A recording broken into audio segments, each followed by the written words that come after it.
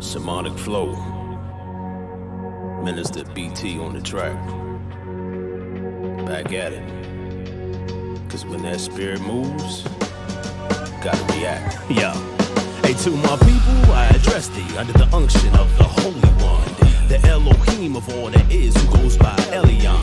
Yahuwah surveyeth, under he do I prayeth, to do as he saith. I be about that word, you feel me? All praises. I continue to exhort my brethren that they receiving blessings from learning plenty lessons. Be off the herbal essence from all of life's oppression, battling thoughts of dark depression, false confessions, feeling suppression, courts in session. Ask the question, how long will my life continue to be this way? I cried real tears when my mama sang a better day.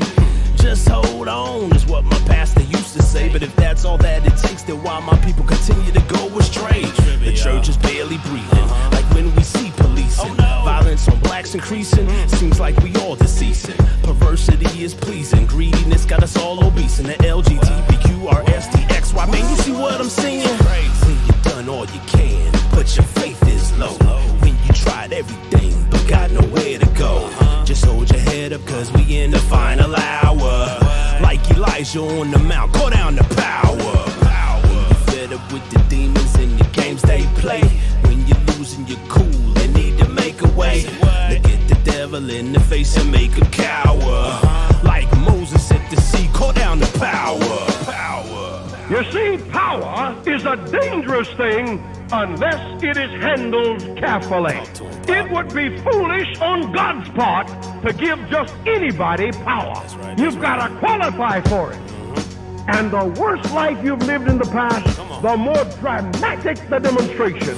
For when God changes a real bad one, that one becomes the greatest witness of all. Yo, I'm pot committed like Vegas. You know your pastor can't say this. True man of y'all ain't no faking. He'll spew you out like you bacon. My people dropping like flies cause of that lack of true knowledge. Y'all wisdom open my eyes, clear my ears of the block. My mustard seed like a mountain. He got my praise like a fountain. When that Ruach get to moving, like DC Go-Go, I'm grooving. To get where I'm at took years, through all the pain and the tears. But they got lost in my beard, just like I got lost in my fears. I don't be rocking with pride, try to stay off the humble. But sometimes I don't listen, like when these new rappers mumble. I get sparked and the demons get to shaking, like the earth when it's quaking. Cause I be praying, fasting, meditating.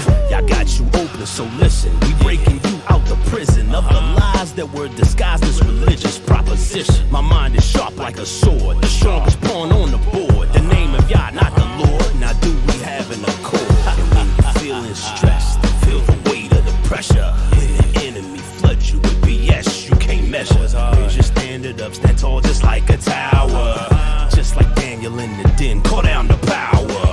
When you look at the world and all you see is the trouble, and this illusion of peace about to bust like a bubble. Just remember that the devil gon' be sour. Look in the mirror and repeat, we got the power.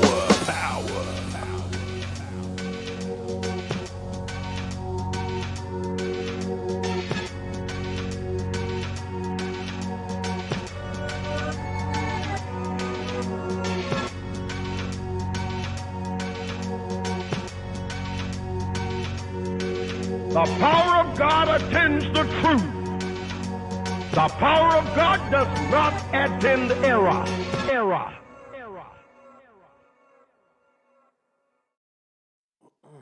Welcome. This is Real Talk 101, The Devil Exposed, here on Sunday afternoon from 2 to 4 p.m. You Broadcast Media. As you can see, the hosts are in the building. My name is Bradley Trammell. Mr. Orlando Boyd is in the house with me.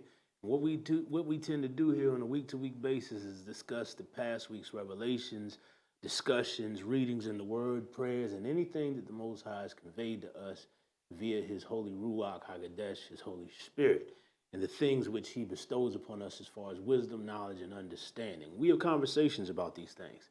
And in the midst of Him revealing His secrets to us, He also shows us the enemy and the workings thereof, and how he's constantly working day and night to subvert all of our actions of righteousness, to get us to stumble and fall, to attack the ones we love, and especially to inflict spiritual attack on those who know and have a knowledge of the Most High. And what we invite you all to do is join us for this next hour to 2 hour period and say a silent prayer to yourself for the indwelling of the Holy Ruach HaKodesh, who will reveal all truth to you. Because I'm certain you will hear a couple things maybe you haven't heard before. You'll hear them in a light or in a perspective which maybe you haven't been acquainted to. But if that is the case, always pray and ask for discernment. This is something you shouldn't just be doing for our show, but something you should be doing on a daily basis, especially with the lies and the deceptions that are running rampant around the earth right now. We generally open up the show with prayer requests, say a word of prayer, jump into testimonies, then we run right into whatever the Ruach gives us. And today's program is aptly called Straight from the Ruach. So, yeah, that's what we're going to do. How's it going, bro? What's going on today? I'm present. Present and accounted for, man. Tired as usual, but can't complain. Had some pretty interesting experiences this week. But, you know, my man Horse, he had that surgery on that cyst that was on his head. Successful, all praise to the Most High. But still keeping him in prayer in his recovery. And the Jackson family as well, as far as prayer requests. Jen and Candace, you know, grandma home, but she's refusing dialysis. And basically the doctor, like, I mean, of course it's in the Most High's hands. Of course. You know what I'm saying? But I think she's ready to go to sleep. Okay. You know what I'm saying? But that period of transition is tough for anybody, but just, you know, get him to the Most High up front. You know what I'm saying? So he already there with him when whatever takes place. Man, it's a lot, though. This is all it is. It's a lot, man. As I'm Most thinking, High knows the yeah, he knows. He knows. That's the wonderful thing about the Most High, man. It doesn't matter. Sometimes we can put words to him. A lot of times we can't. But the fact that the word tells us that the Spirit itself utters things on our behalf with moanings and utterings that we can't even muster up is powerful, because not only does he bring before the Father the things that are in our heart and soul, but he does them with the depth of the emotion that we have too, because we don't know how to give it, we don't know how to express that.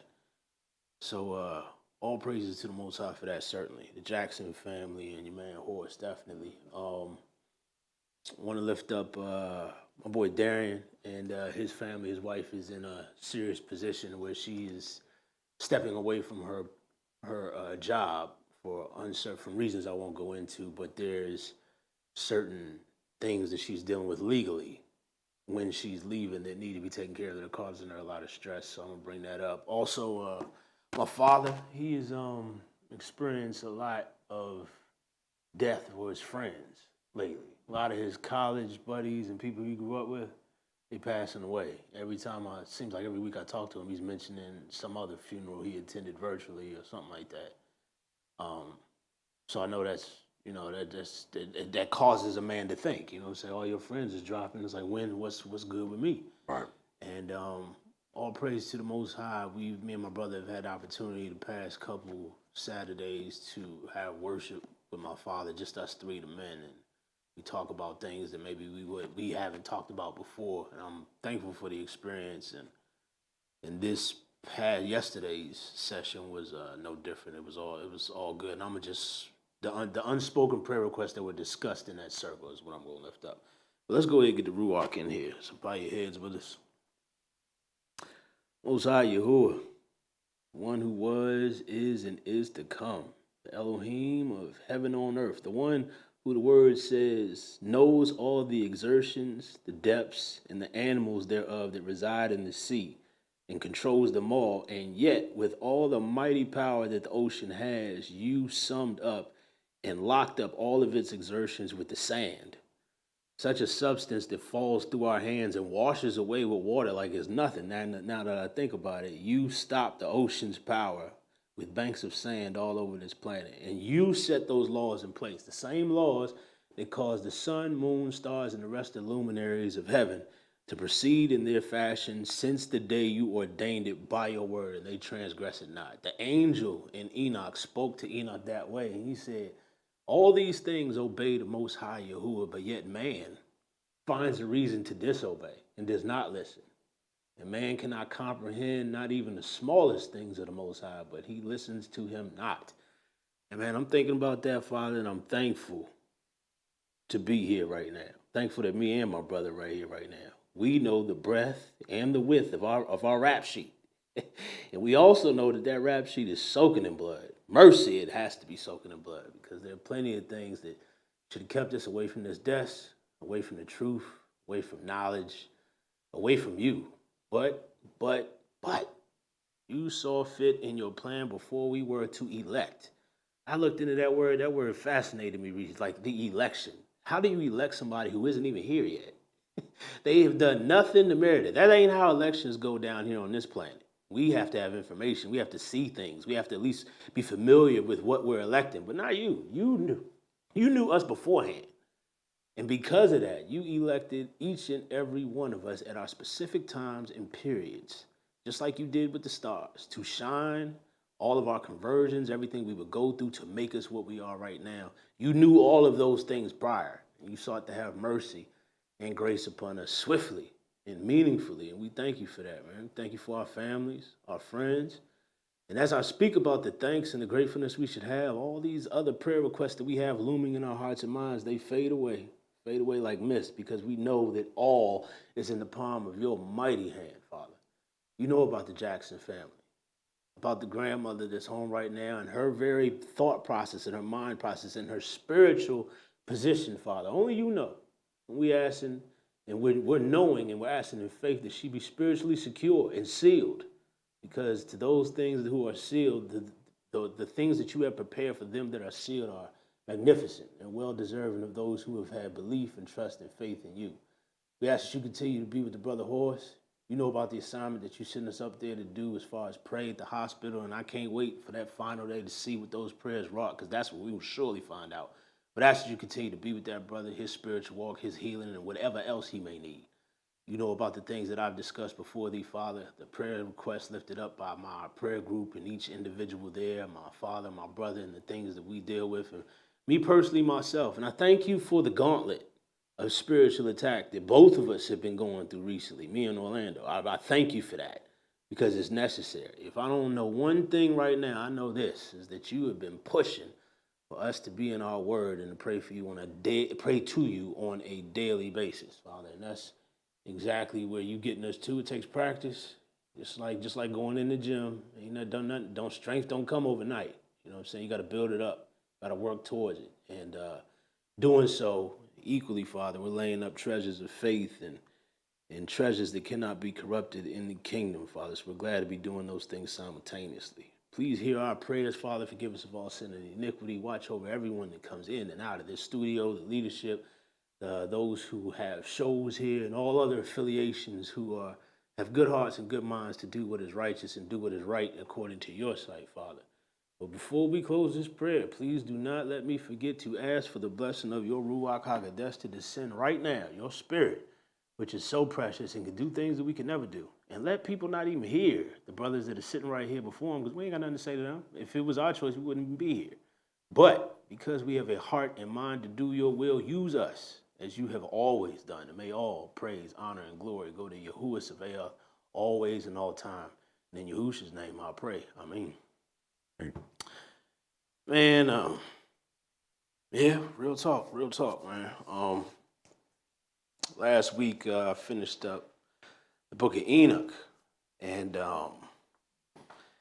fantastic book. A lot of secrets in that book, a lot of revelation in that book. You cannot read that book without the Holy Spirit, without the Ruach. I can't do it.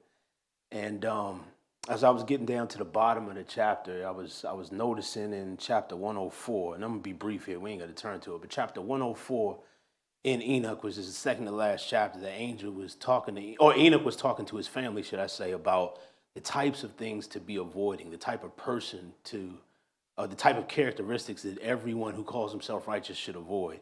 And as he was going down the list, he had one item on there, which we all know that the Most High doesn't like, but it says lie not.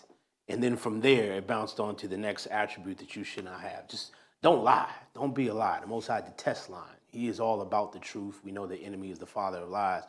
But that word, lie not, for some reason, those two words in that chapter just jumped out at me.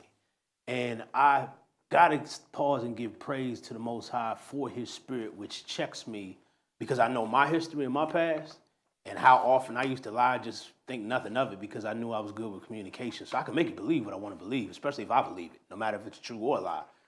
But not only that, but to come to the point where I detest doing that. Because I know the work that it takes to uphold a lie. You got to always remember and upkeep. The truth is what it is. It's going to sit right there. It never changes, never has to be altered. It is what it is. And I'm glad I've come around to the point to where I value the truth so much. I love it. I'm in love with the truth. And the point I'm getting at is this. There was a point in my life to where I appreciated the soft and soothing lie over the truth. And I had to consider within myself why I felt that way. It's like, what is the root of why we enjoy lies? Why we enjoy people telling us things to not hit as hard as the truth. The truth hard, I mean, it comes and it cuts deep. It cuts like a big joker on a spades table. It doesn't stop. Nothing can stop it. It is what it is. But we prefer over that, or at least we've had moments in our life when we prefer over that just something else that does not call us to be accountable, did not call us to look at situations for what they really are, to live in the faith like we prefer it. And the word even tells us in prophetic scriptures that during the last days, men would not be able to endure sound doctrine. They would have itching ears, and they would love the lies, the salacious and seductive lies of ministers, of people of repute, notoriety. They would love to hear these lies over what the truth is. Man, they would stop their ears up. They wouldn't hear it. This is the same issue Israel had back in the day when the prophets were sent to them, and they slew them, and they persecuted them because the prophets came with the truth, and nobody could bear it. And I'm bringing all this to light because of the fact that after I read Enoch, the Most High sent me to Daniel. Daniel's a story I'm well familiar with. And I only got 2 chapters deep, but I'm at the part where Nebuchadnezzar had his dream. He had a dream, summarized it, and when he woke up, he couldn't remember what it was. So the next day, he called together all of his wise men, his soothsayers, his sorcerers, and all his counsel together, and he asked them a question. He's like, it's a twofold question. I want you to tell me what I dreamed, and I want you to tell me what it means.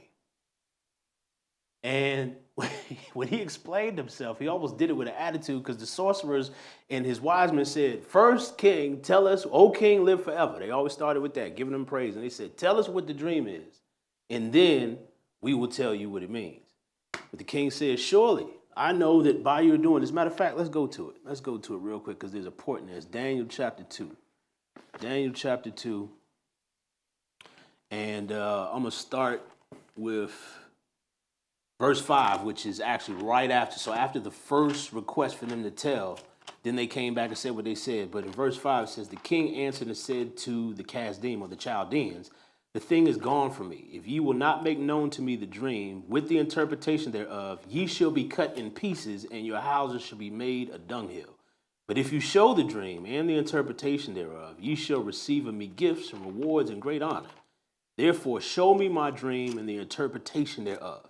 And this is the second time they're answering the king. They answered again and said, let the king tell his servants the dream, and we will show the interpretation of it. Verse 8, the king answered and said, I know of certainty that ye would gain the time, because ye see the thing is gone from me. So let's stop right there.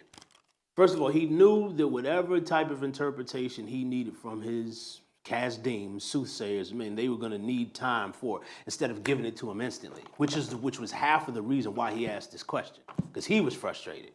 But in verse 9 it says, but if ye will not make known unto me the dream, there is but one decree for you. For ye have prepared lying and corrupt words to speak before me, till the time be changed.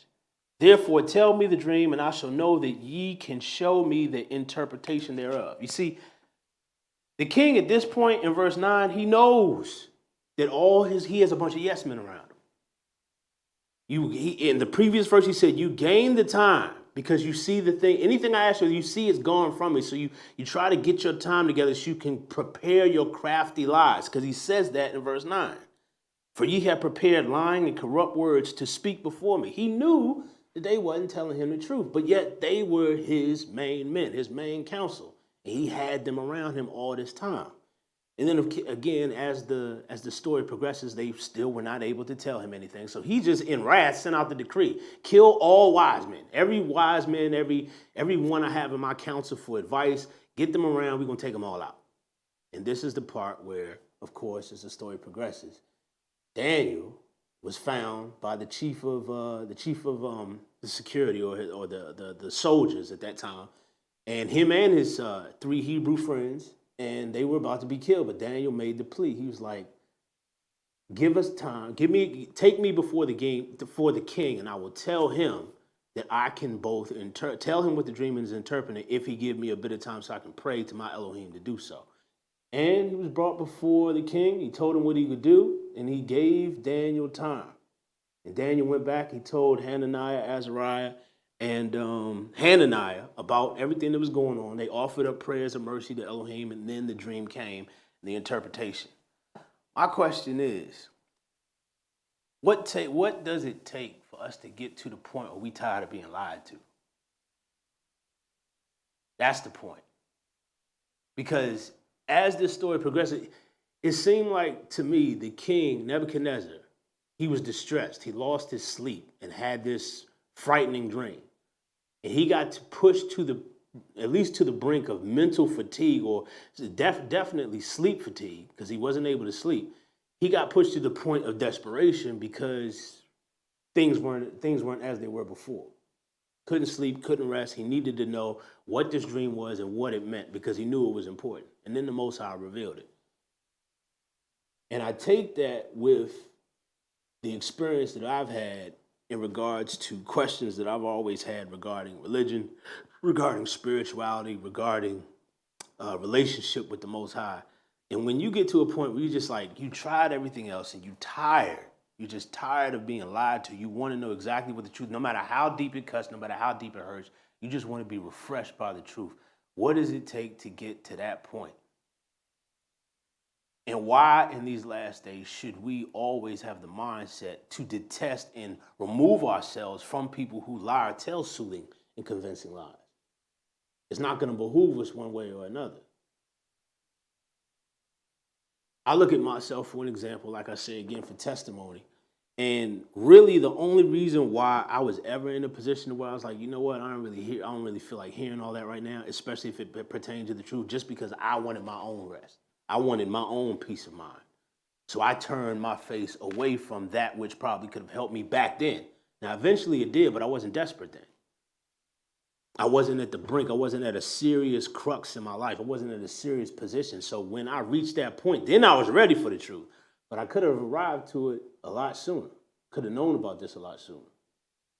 Only thing I can say is all praise to the Most High for his timing. But it's just like, I bring this message up because it's very important. It's very important, especially in these last days, to make sure we are not being deceived. Initially, when this whole pandemic came to pass, man, they say one shot, one vaccine, you're going to be good to go. Now we what? One vaccine shot and 4 boosters later, we're still not all the way caught up. And those who refused to take it in the beginning knew this was going to happen. It's like they have foresight. It pricked their spirits wrong. It pricked my spirit wrong.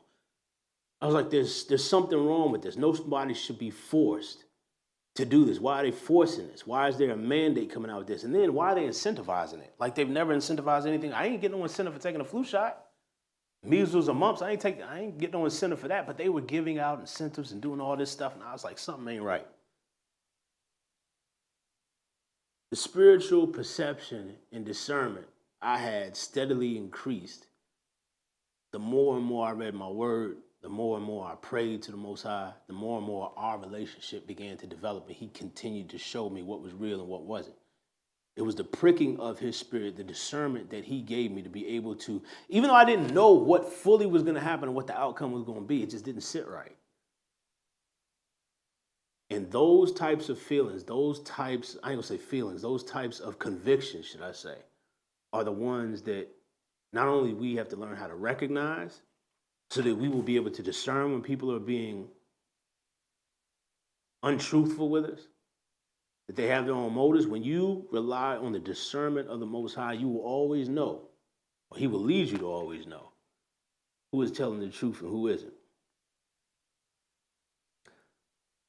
There's one other story of the word that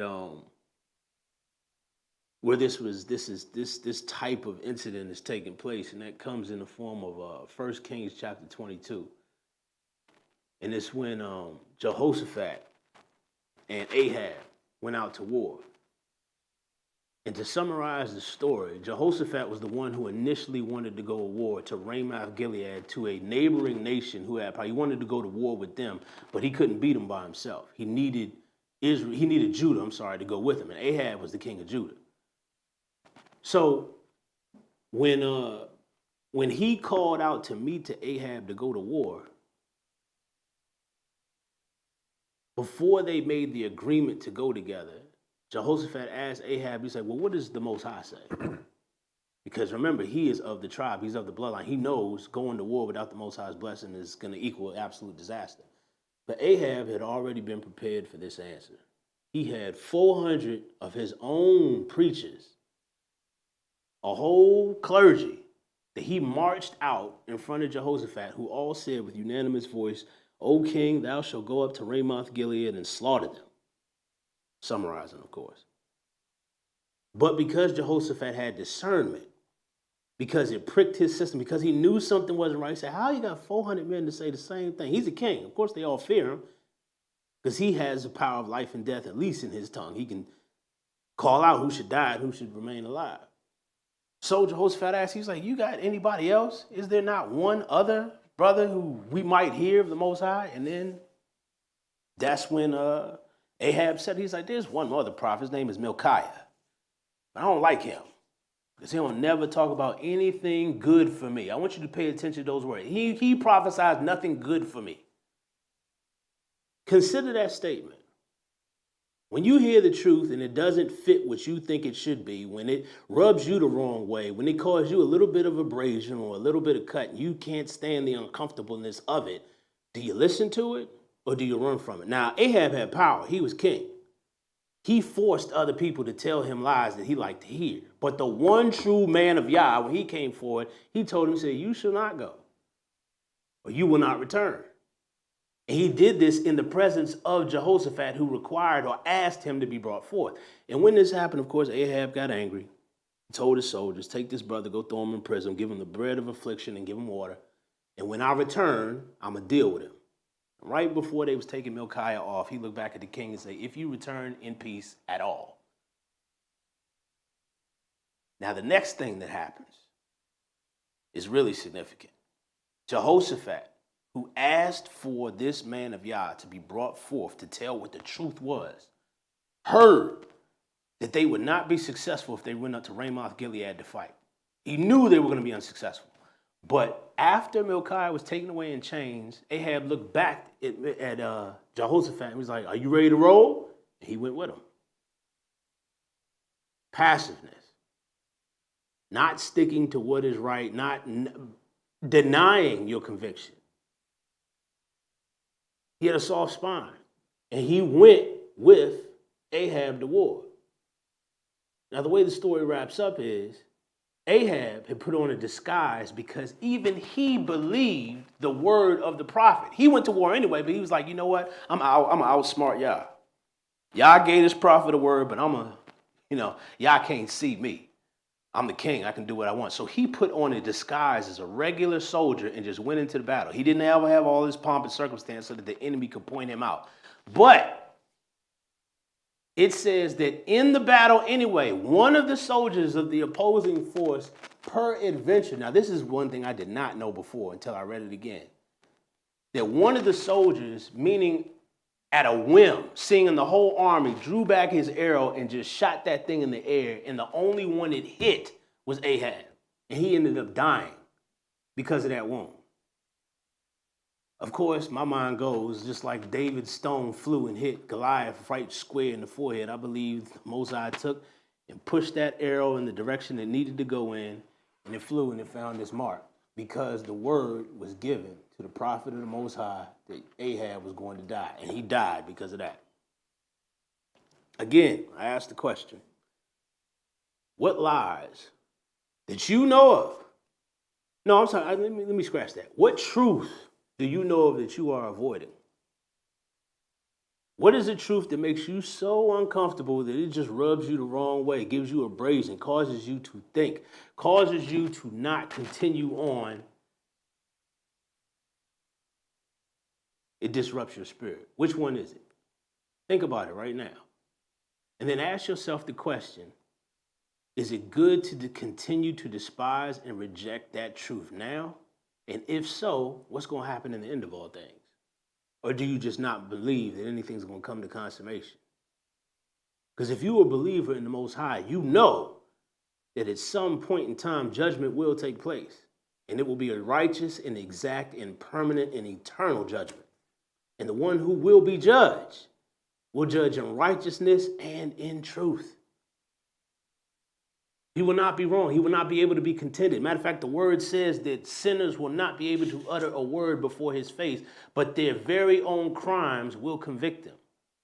They will all be shamefaced, weeping, wailing, gnashing of teeth. These things are going to happen. Reason why I'm bringing this back up and to remind you is because we are now living in that time where lies are running rampant. And it behooves all of us not to be asleep and not to ignore them or despise them. Maybe we don't want to deal with them because we already got too much trouble. We got bills due. We got people sick. We may be sick. There's always going to be something. But you can't deny it. And the Most High, if I don't know nothing else, he does not send the truth to embarrass us. He does not send the truth to put us and make us feel any type. That's not how he operates. My brother mentioned last week when he made a mistake in dealing with his father, the Most High took him aside privately and had a conversation with him in his car, to which then he was able to put into action to rectify. The Most High he ain't about embarrassing. He's about working with you so that you can see the truth and choose life over death, to choose righteousness instead of wickedness, because that's what he desires. Obedience over sacrifice. He's not impressed by how many repentance prayers that you have. He don't want you to repent at all. I ain't gonna say he wants you to repent at all. He'd rather you obey than to repent. I'm speaking to myself. Ain't no way I'm not counted in that number. I don't always make the right decision all the time. But to be in the process of learning how not to despise the truth, but to be in love with it, and to do what the Most High says do is extremely important. And just look at it like this, man. Whenever y'all do it, you're laying up treasures of righteousness for yourself in the kingdom. When you choose your spirit over your flesh, each and every time. Each and every time, man. Anything on it? Yeah, I've been sitting there thinking about Daniel, that whole situation. Trying to see, there's a deeper meaning to everything. Absolutely. Now, we get the account in the scriptures, but you know, in the Tanakh, it reads a little different. Okay. The king told his servants that he couldn't remember the dream. Mm-hmm. They left him. I don't know that was true. Nebuchadnezzar wasn't no fool. But he wasn't dumb, stupid or whatever. He did some foolish stuff. He did. But he wasn't an unintelligent person, like that. And he knew, I believe, the people he was dealing with. You know what I'm saying? Mm-hmm. And clearly he had a knowledge of, was this his first? It had to be his first interaction with Daniel. It was. Right? It was. He had just gotten the captives and Daniel was selected from the court to the court. Now, think about the fact that, you know, the Most High knows the beginning from the end. Mm-hmm. He allowed these Israelites to be taken captive to Babylon. Mm-hmm. If for no other reason, but Daniel could be present to break this dream down for Nebuchadnezzar. If for no other reason. Mm-hmm. But I found it interesting. He told his counsels or whatever. He said, "Just tell me the dream, and then I will know that you can relate its interpretation to me." That's how it reads in here. That's verse 9. See, let me see the second time. From verse 8, the king responded and said, "I know for a certainty that you are buying time because you have seen that the matter is firmly established by me. I like that. And if you do not make the dream known to me, your sentence is unequivocal.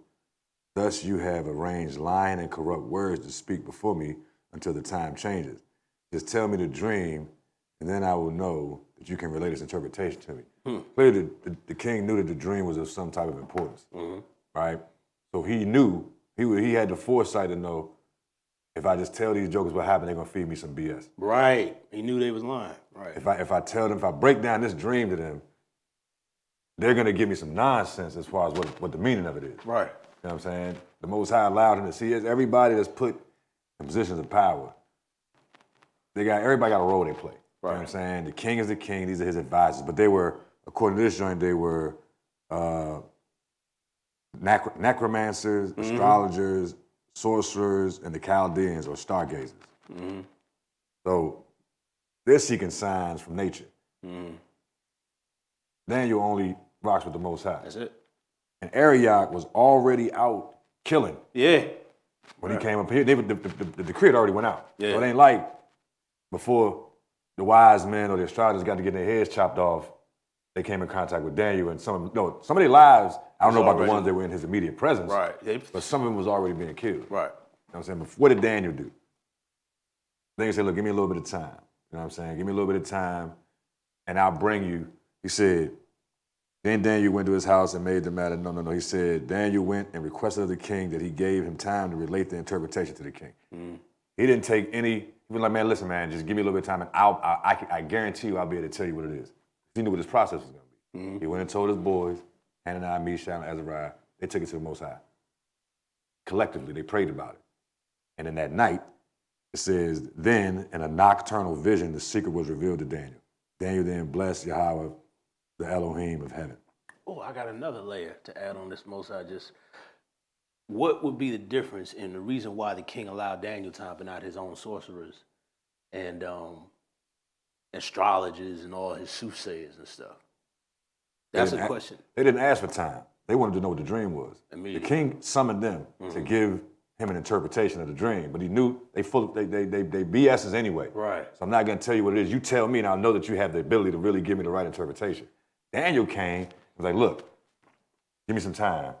I'm going to get you what you need. You know what I'm saying? And that probably intrigued the king, like, hold up.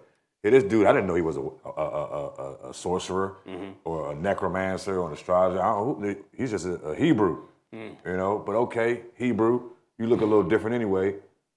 Do your thing. Exactly. Not only looking a little different, but I think he had just a bit of credit in the box, because right before this is when they did the test of the food, the 10 days of eating well.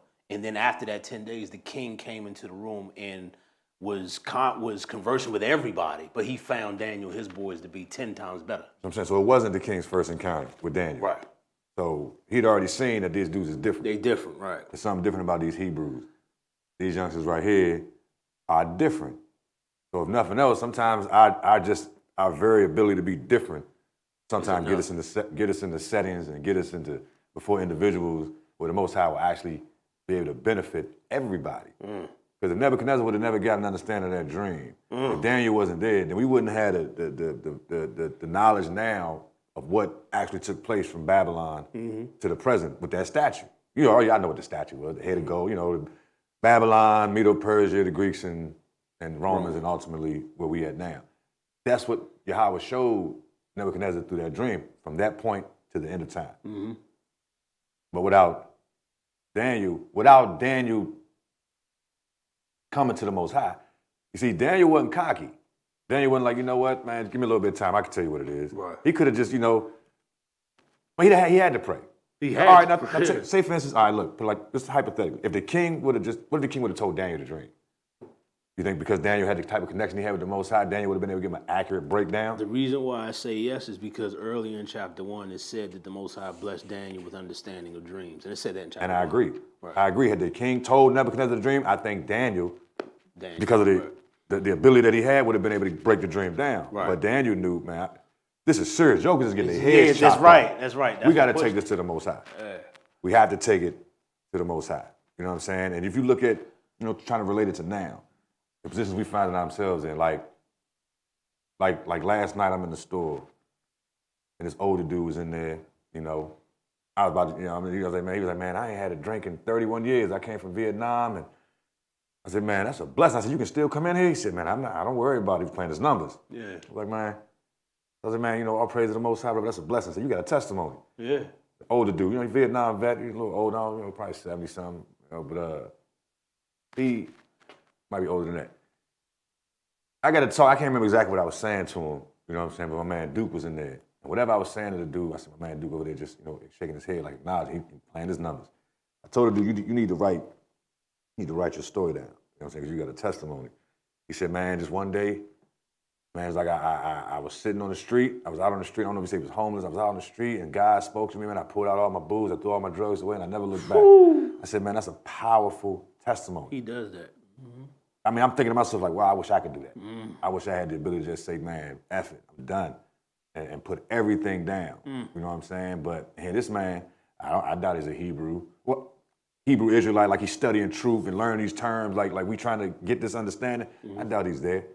I doubt he was ever there. You know what I'm saying? He might have been a good church-going person, but the way the Most High chooses to individually act, how he chooses to interact with individuals, it varies from individual to individual. You know what I'm saying? As my man sitting there listening, I'm giving him the spill I'm giving him. I've always felt something coming from this dude, Duke. Right? It's Vernon Davis' father. You know, running back to the tight end, I mean, this is Vernon Davis' father. Okay, but, okay. All right. He a humble dude, Joe. Humble dude. He do landscaping in the neighborhood. He got to telling me about, as I said, nothing happens for no reason. I said, man, everything happens for a reason. There's nothing by accident. You know what I'm saying? I don't care if it's good or bad. At this point, I'm talking to both of them, and the dude kind of looking at me, the older dude. He ain't really saying much. He stood at the ATM for a minute while I'm talking to Duke. He was like, man, my son. So I know he had a 12 and a 15-year-old son. I thought Vernon and his other brother was, he said, man, I got a 12-year-old. He said, man, last year he got shot in the face. That he was with this handicapped Chinese kid. Somebody to get the busing. Now, you know, they at the gas station. Push the dude out the way. He gets shot in his mouth. I hear the bullet come out the back of his head and gets shot on this side of his mouth, and the bullet come out back here. He lives, of course. Well, he lived. But this is what Duke was talking about. He went to the hospital when his son came to. First thing he did was grab his IV. His little boy just got shot twice in the face. Grabs his IV. He walks over to the nurse's station and tells him thank you. And goes back. Duke was like, man, he's like, man, I was stuck in the chair, like I was watching him, but I couldn't do anything. Right. He's like, and as he repeated like several times, I guess to see if I was gonna get it, he was like, man, like God kept me in the chair. He said, what if I'd have got up and grabbed him, like, oh, what are you doing? You shouldn't be moving. Right. And all he wanted to do was go tell these people thank you. That act right there, that's not human. Human beings don't do that type of stuff for each other, man. That's something to at this point. Right. You know what I'm saying? What I mean, I guess animals show more love and concern for other animals than humans typically will for other humans. And this young man, I told him, I said, listen, man, your son's different. The Most High clearly is keeping him here for a reason. I said, this is what I want you to do, brother. Because, you know, he was talking about the elders of the church and they like youth deacons or something like that. So listen, I'm not going to knock what your religion is. I'm not going to knock what you believe. I'm not even going to go there. All I'm going to tell you is to encourage your sons to seek the truth. Yeah. That's it. Seek the truth. That's what I told my daughter. That's what I told my son. I'm not going to tell you what you should or shouldn't be.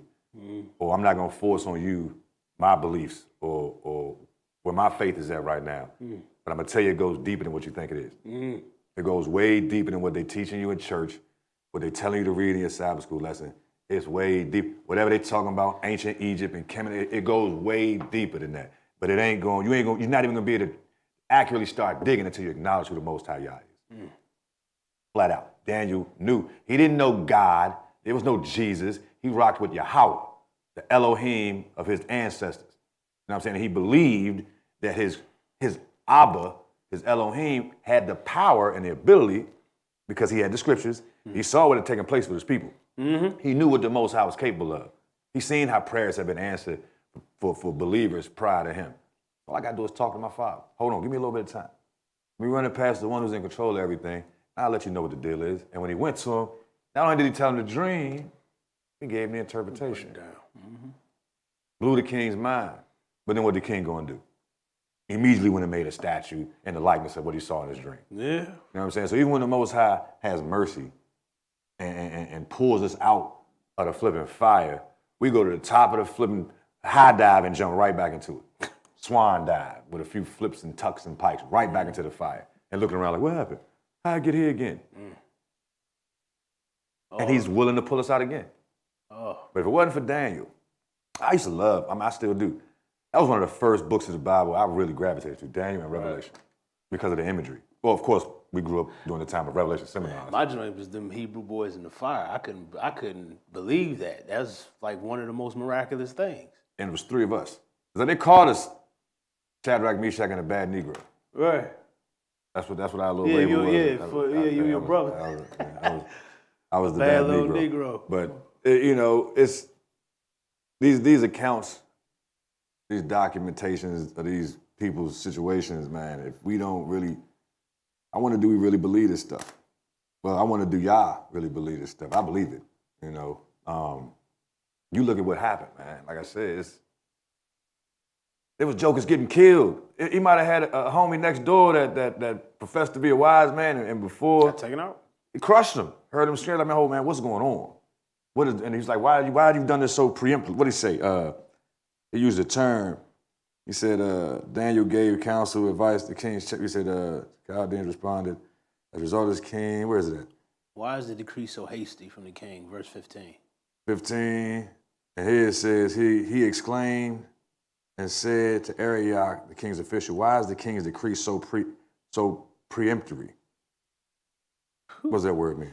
Preemptive, that means before. Preemptively means you trying to do something before it happens. I need to look at that in the way that's referenced right there. But to preempt something is to do something prior to, like preparation. So before that, then Daniel gave counsel and advice to Arioch, the king's chief executioner, who had gone to slay the wise men of Babylonia.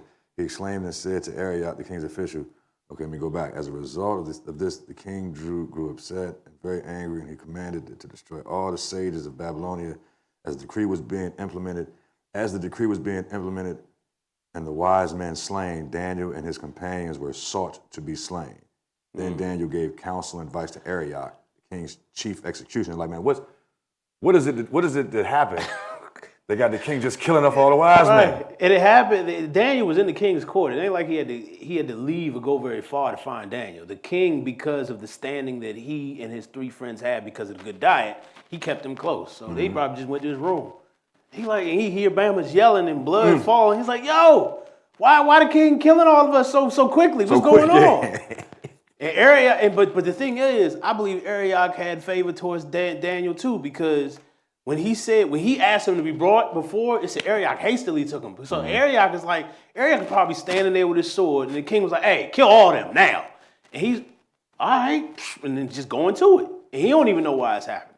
So all of these things, and I bet you that was that's how the enemy worked. Hurry up and kill Daniel and his boys so they can't. That's what he wanted to happen. That's what he wanted to happen. That's what he wanted to happen. That's why he didn't allow the king to tell his wise men.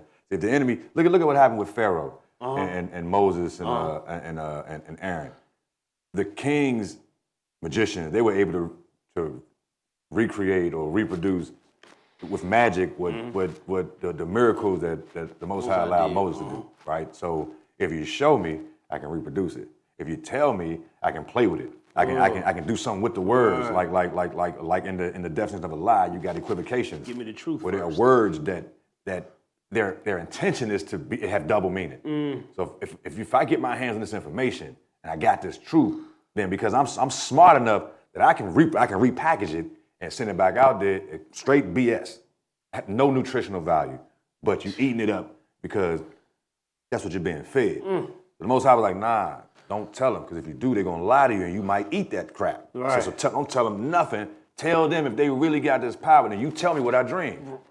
Then I'll know you can actually tell me what the dream meant. Right. But if you can't tell me the dream, then you ain't got the power to give me a real breakdown. So he was like, man, my man, you know what I'm saying? I'm gonna show you that I can do it. What did Daniel tell him? He said, may the name of Yahweh, he said, Daniel exclaimed and said, no, hold on. Where is that? The king responded and said to Daniel, whose name was Belteshazzar. Daniel answered before the king and said, the secret, this is verse 27. Daniel answered before the king and said, the secret the king requests, no wise man, astrologers, necromancers, or demonists are able to tell the king. But there is an Elohim in heaven who reveals secrets and he has informed King Nebuchadnezzar that what will be at the end of days. Your dream and the visions in your head on your bed are these. And then he went on and gave him a breakdown. That's right. Before he got to breaking it down, he made sure the king understood it came from the Most High. Yeah. He didn't just start running his mouth because he knew something. He cast down all other liars. These jokers is BSing, but he could have just been like, listen, King, He could this is have. what your dream meant. Right. And just took, all praise to the Most High. And y'all gave it to me and said, listen, man, none of these men are capable of this. Yeah. But there's an Elohim. You know what I'm saying? He took it straight to the top. Straight to him, right. He has the ability to do it. Right, he could have been like, And this is what it was. Right. He could have. He could just went straight into him like, all right, King, check this out, man. So you can stop killing the homies, you know what I'm saying? Uh-huh. This is what you dreamt. This is what it meant. And the Most High revealed that to me. Now, Daniel was he was more cool than that. He had more swag. You know what I'm saying? He made sure it was understood. These jokers can't do it. So basically, don't even look to them no more. There was a gratefulness that I want to not saying we overlooking it, but just point out in verse 20. After Daniel got the vision, he immediately started praising the Most High. He said, Daniel answered and said, blessed be the name of Elohim forever and ever, for wisdom and might are his. Verse 21, and he changes the times and the seasons. He removes kings and sets up kings. He gives wisdom unto the wise and knowledge to them that know understanding. He reveals the deep and secret things. He knows what is in the darkness, and the light dwells with him. I thank you and praise you, O Elohim of my fathers, who has given me wisdom and might, and has made known unto me what we desired of you. For you have now made known unto us the king's matter. Now look, Daniel exclaimed and said, may the name of Yahweh be blessed forever and ever, for wisdom and might are his. He alters times and seasons.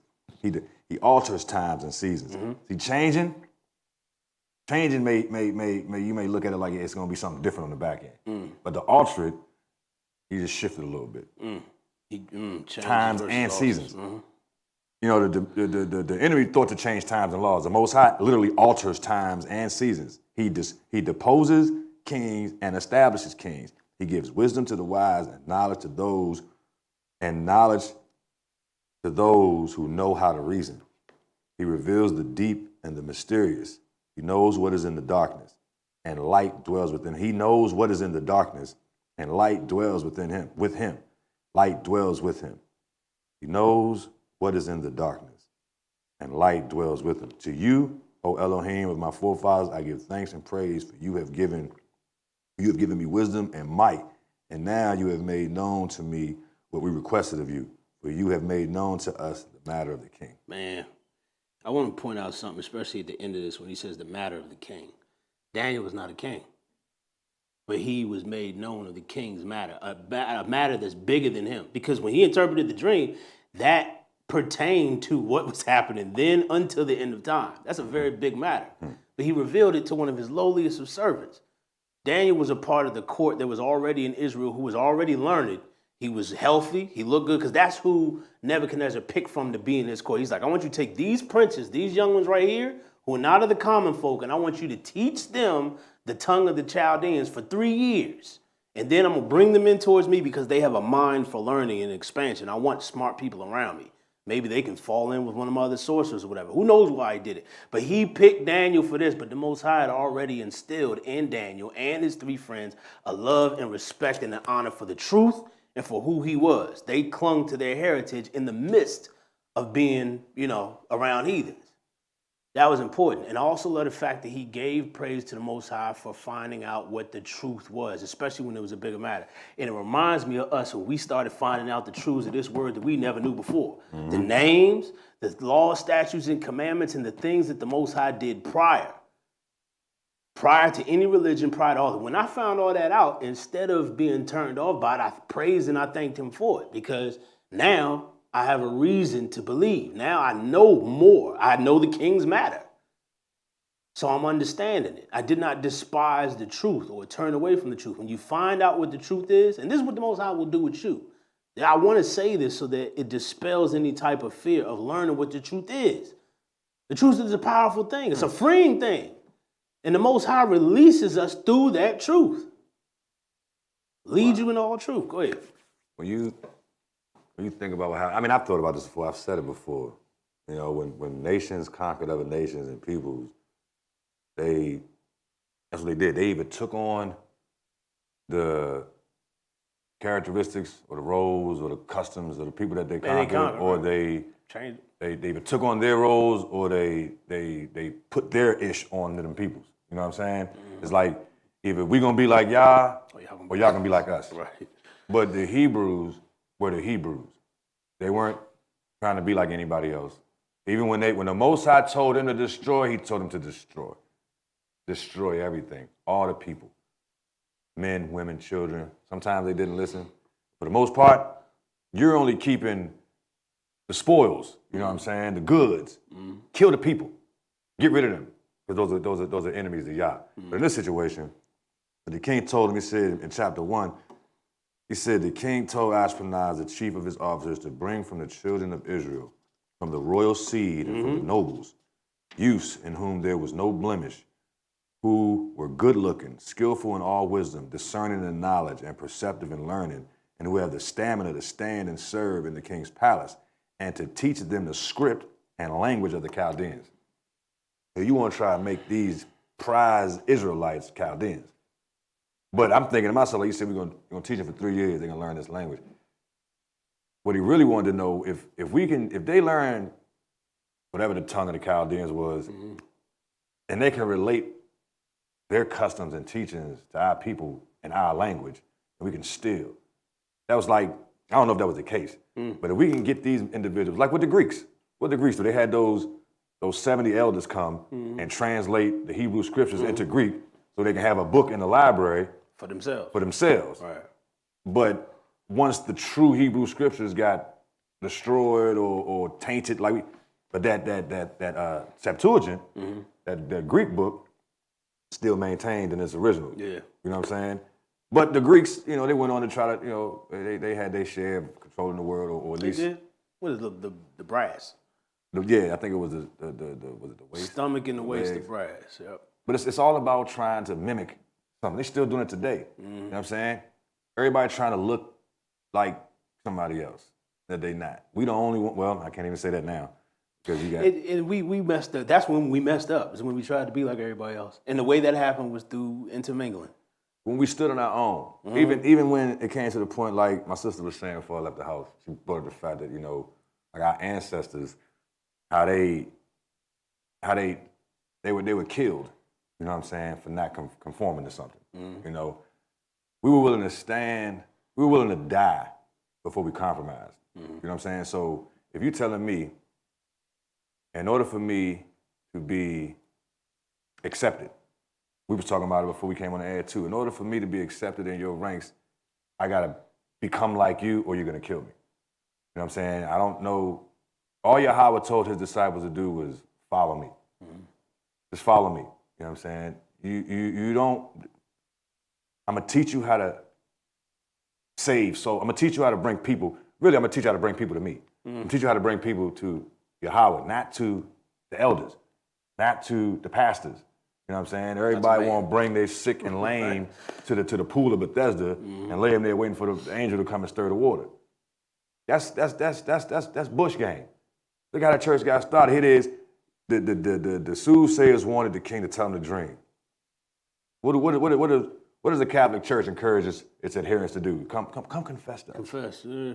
Come in this little room and talk to us, so we can then tell you what you need to do, or we at least have an accurate document of your sins, so we can either condemn you or lie to you about something that you can do to receive forgiveness. They got the nerve. Scriptures tell you don't do that. Don't call no other man father. Anyway, don't do that. You know what I'm saying? Now I can confide in this man. I can tell him some stuff I done did, and he can do the same thing to me. We're gonna pray for each other. I'm not gonna tell him, hey brother, if you walk around the block 3 times and say the name, you know what I'm saying, you're forgiven. Right. Oh man, I don't have the authority to do that. And it doesn't even make sense. But that's what these mere men, these astrologers, you gotta be able to pull it from then and make it apply to now. You know what I'm saying? The time it's no different. The enemy's still trying to confuse us. He's still lying to us. He has a vicious lie already in place. It's already in place. And Yahweh's trying to get us, like Brad said, you know what I'm saying? You gotta think about, you gotta go, look at your life. Does anything look askew? Is the Most High altering anything?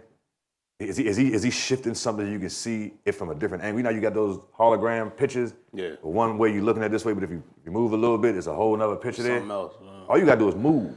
Everybody been standing so at attention in this religious BS. You know what I'm saying? Is you scared to turn to the right or to the left? Because the scriptures say, don't turn to the right hand or to the left hand. You better look around. Move all the way around that thing at 360. You better go to the back side. I bet you what it look like. What it look like up front ain't what it look like in the back. It's too important not to do that. And the reason why I say that is because there's scriptures that tell us what's going to happen. It's not like we don't have an example of people who are going to try to give excuses. There are going to be pastors and preachers and ministers and priests and whomever, how this, how that. They all going to say, didn't we cast out? Didn't we do all this in your name? Didn't we? And he's going to say, depart from me. I never knew you. And if he says that, it's like that type of verse right there strikes out. I'm like, how can I not be there? Because clearly there are people who think that they're going to be good who will not be. And that bears the responsibility of each and every one of us to find out what he really approves of and what he doesn't.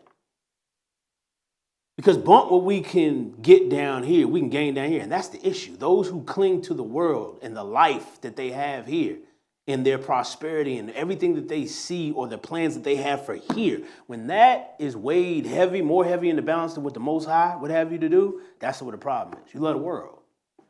And you cannot love the world and love the Father at the same time. Can't do that. His word says that also. That's what should spur you. Because we could be telling you this like, it's like, okay, it sounds good to do that, but why should I? Because there's evidence in here saying that there will be people who think that they're doing right and it will be wrong. There's scriptures that say there's a way that seemeth right unto the man, but the end thereof is destruction. There's also another scripture that says, wide is the way and broad is the way that leadeth unto destruction, but narrow is the gate. Straight is the way, straight meaning difficult to get to salvation. And few there be that find. It's going to be a little bit of people. Which one do you want to be a part of? And when you're distracted by the world of, I'm supposed to make $1 million next year. I got investments that range into 7 figures. I got a house here, a house there, and a house everywhere. I thought you were talking about yourself. No, for real, not me. We need to talk. I'm talking about people who have their mind and their investments and everything revolves around this world. Like you really think stuff ain't going to increase and get crazy another 10 years from now? You think we're going to return to normalcy? What do you think about? You know what I think is interesting, right? You hearing all this stuff about Russia looking like they're about to make a move on the Ukraine, right? Uh-huh. Russia. But what a lot of people may not know is that Russia and China has joined military forces. Yeah, they have. Why you ain't hearing Russia and China about to make a move on that? That would terrify people. If you Russia and China? But that's what it is. That's what it is. And let me tell you like this, right? When the Most High ready for the move to be made, it ain't got to come from internally. There's enough people. When the debts of this corporation that we live in is called, they're like, man, listen, man, it's time to pay the piper. And you can't pay, what happens? You get riffed. Everybody get their pink slips. Ish get changed, personnel changes, man. You think the president ain't, listen. Do your homework. See, that's what the problem, people so scared that all you want to do is go to church.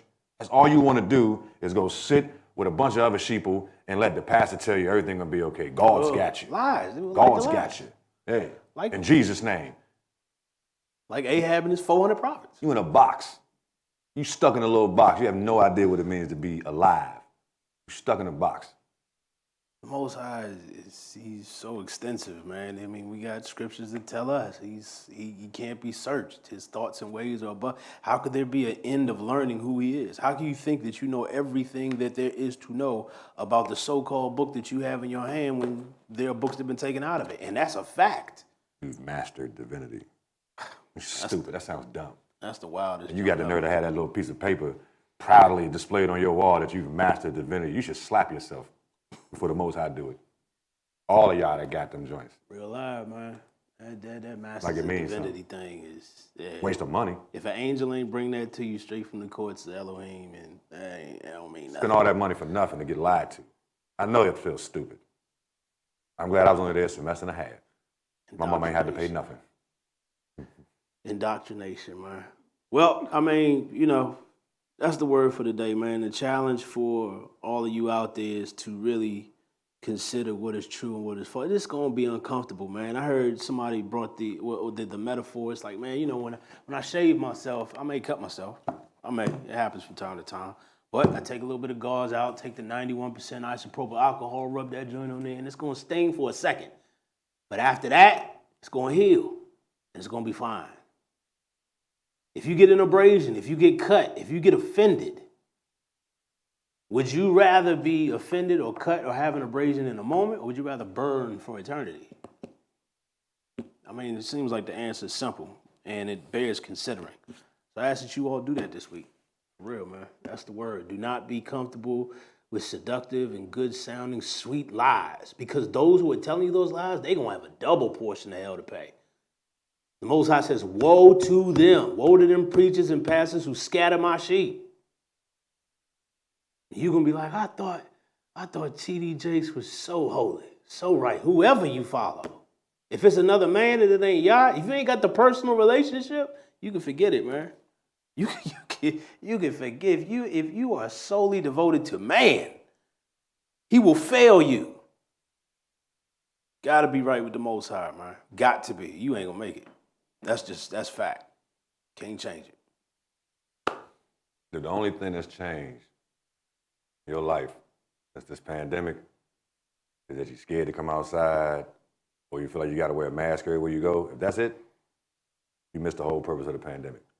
The whole purpose of this global pandemic, missed you. If you geeking to get back to life as it was, I'm trying to, you're okay with going back to work, church, whatever you're doing, which was your norm, you just got to wear a mask now, or get vaccinated. It's amazing how many good church folk, you know what I'm saying, for the purpose of doing whatever, are willing, talking about on social media, they're vaccinated, encouraging others to get vaccinated. Man, you do what you want to do, you know what I'm saying? But my faith lies in one greater than the FCC, whatever, CDC, whatever it is. Right. It's, if you can't see the game, then the delusion may be too strong on you. You know what I'm saying? It's fine. People probably listen to us now like, man, what are these dudes talking about? If it's going to one end, not the other, then this ain't for you. That's just, we're talking to the ones, and I believe it's about to really get amped up for as far as more instruction as opposed to we're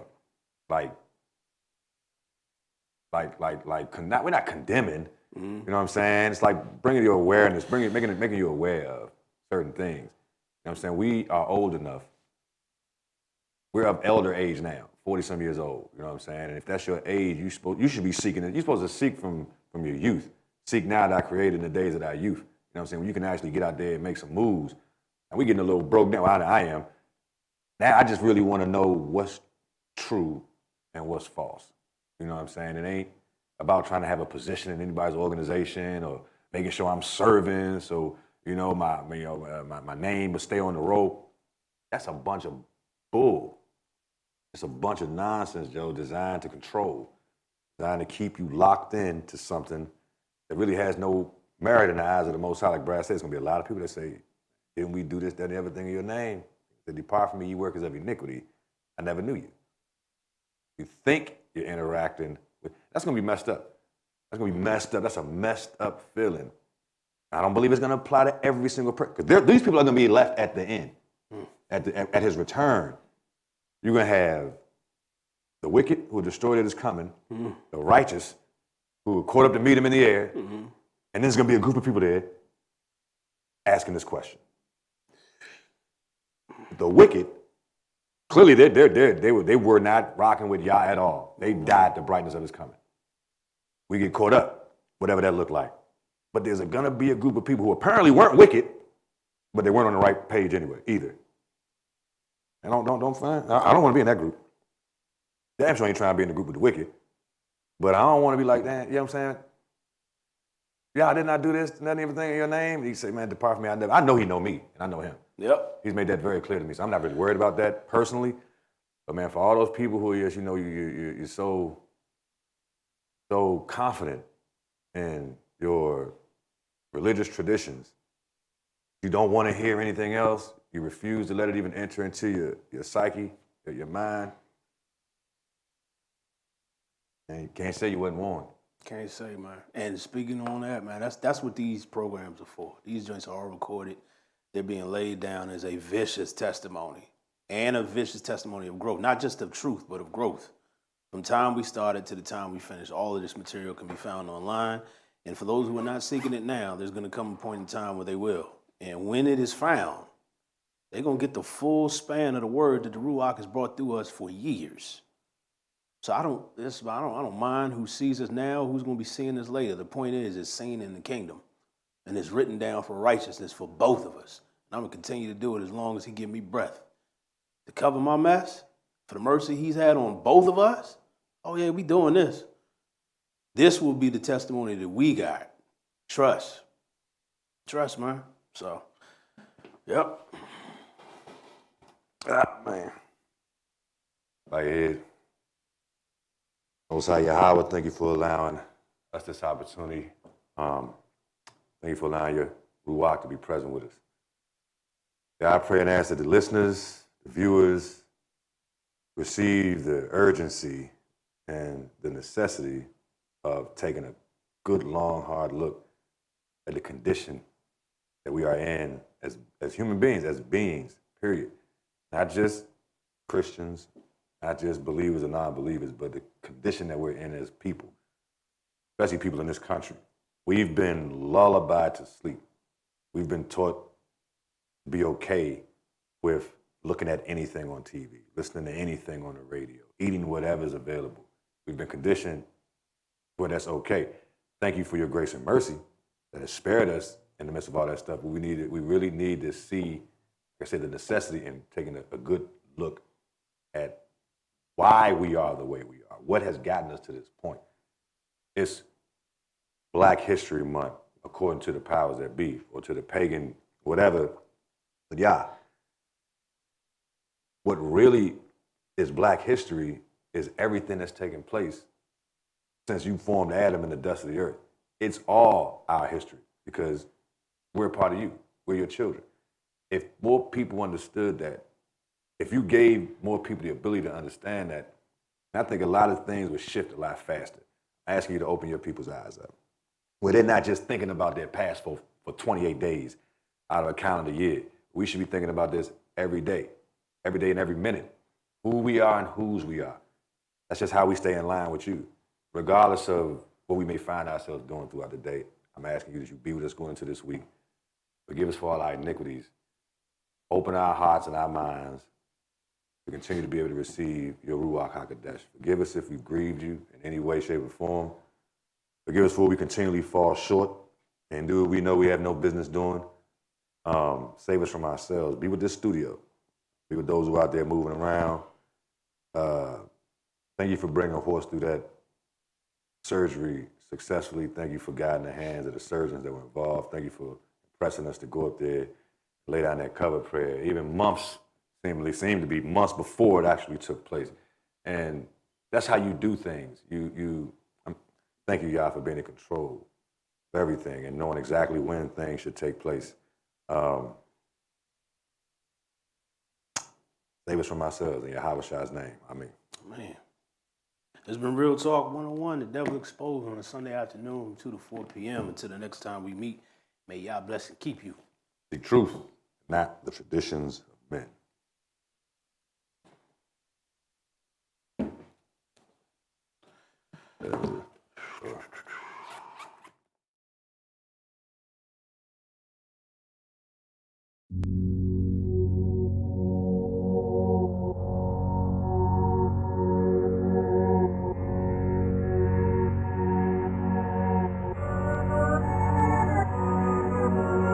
Shamanic Flow, Minister BT on the track, back at it, cause when that spirit moves, gotta react. Yeah. Hey, to my people, I address thee under the unction of the Holy One, the Elohim of all that is, who goes by Elion. Yahuwah surveyeth, under he do I prayeth, to do as he saith. I be about that word, you feel me? All praises. I continue to exhort my brethren that they receiving blessings from learning plenty lessons. Be off the herbal essence from all of life's oppression, battling thoughts of dark depression, false confessions, feeling suppression, courts in session. Ask the question, how long will my life continue to be this way? I cried real tears when my mama sang a Benedict. Just hold on is what my pastor used to say. But if that's all that it takes, then why my people continue to go astray? The church is barely breathing, like when we see policing. Violence on blacks increasing, seems like we all deceasing. Perversity is pleasing, greediness got us all obese. And the LGBTQRSTXY, man, you see what I'm saying? When you've done all you can, but your faith is low. When you tried everything, but got nowhere to go. Just hold your head up, cause we in the final hour. Like Elijah on the mount, call down the power. When you fed up with the demons and the games they play, when you're losing your cool and need to make a way, look at the devil in the face and make a cower. Like Moses at the sea, call down the power. You see, power is a dangerous thing unless it is handled carefully. It would be foolish on God's part to give just anybody power. You've got to qualify for it. And the worse life you've lived in the past, the more dramatic the demonstration. But when God changes a real bad one, that one becomes the greatest witness of all. Yo, I'm pot committed like Vegas. You know your pastor can't say this. True man of y'all ain't no faking. He'll spew you out like you bacon. My people dropping like flies cause of that lack of true knowledge. Y'all wisdom open my eyes, clear my ears of the block. My mustard seed like a mountain. He got my praise like a fountain. When that Ruach get to moving, like DC Go-Go, I'm grooving. To get where I'm at took years, through all the pain and the tears. But they got lost in my beard, just like I got lost in my fear. I don't be rocking with pride, try to stay off the humble. But sometimes I don't listen, like when these new rappers mumble. I get sparked and the demons get to shaking, like the earth when it's quaking. Cause I be praying, fasting, meditating.